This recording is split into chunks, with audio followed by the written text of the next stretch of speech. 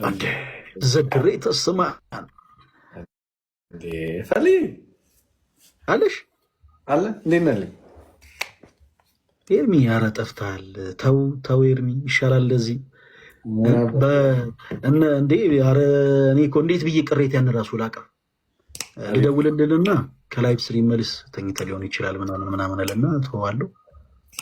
አንተ ግን ጣልጣል አድርገህናል። ኧረ እኔ ከራሴ ጋር እኮ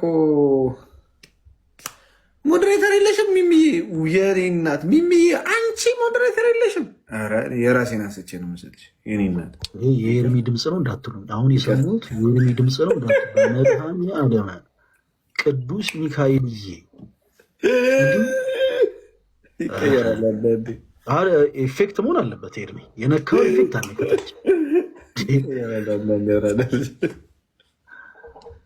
አለሽ። ኤርሚ እንዴት ያለ ብራዘር ሰላም አለው። ጠፍተሃል።